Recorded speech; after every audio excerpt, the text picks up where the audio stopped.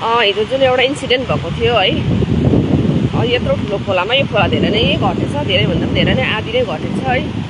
यो खोलामा त्यस्तो प्रकारले यो बाटो भएर चाहिँ यहाँबाट है, यो बाटो यता आउने गाउँ पस्ने बाटो, यो बाटो भएर चाहिँ यहाँनिर एउटा थार गाडी हालेको छ है, जहाँबाट चाहिँ 4 जना व्यक्तिहरूलाई सकुशल उद्धार गर्न सफल भयो है। हाम्रै गाउँको तिलकुमार भाइको साथै पुलिसकर्मीको तत्परतामा है, पुलिसकर्मी भन्दा पनि गाउँकै व्यक्तिहरूको तत्परतामा पुलिसले बाटो लाउनुभयो है। र यो जुन थार छ यो थार चाहिँ राति नै हामीलाई त लागेको थियो सायद डुब्छ होला भनेर, तर यो थार चाहिँ अहिले पनि जस्तोको तस्तै छ, तर धेरै पानीले यसलाई क्षतिग्रस्त पुर्याइसकेको होला है।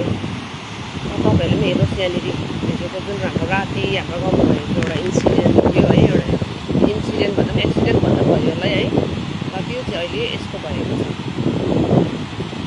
सायद यसलाई कसरी उद्धार गर्छ है, प्रशासनले उद्धार गर्छ होला, सायद पुलिसकर्मीले यसलाई उद्धार गर्छ होला, अथवा गाडीको ओनर नै आएर यसलाई निकाल्छ होला है। त्यो विषयमा त हामीलाई थाहा छैन, तर पनि अब यस्तो प्रकारले चाहिँ बसिरहेको छ।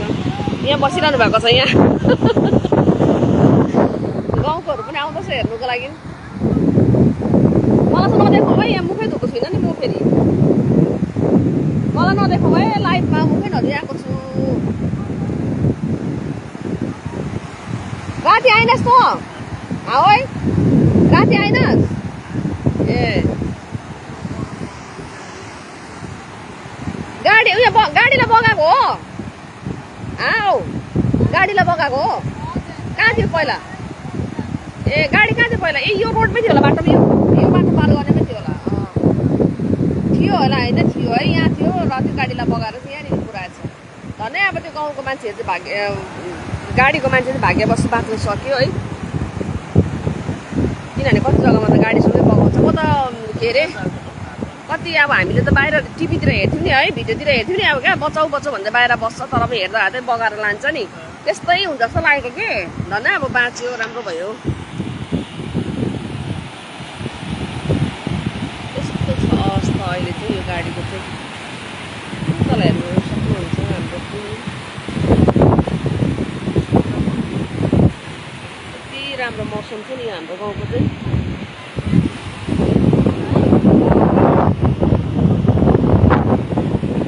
पानी पऱ्यो भने चाहिँ जान्छ नि है, राति पानी पऱ्यो भने चाहिँ।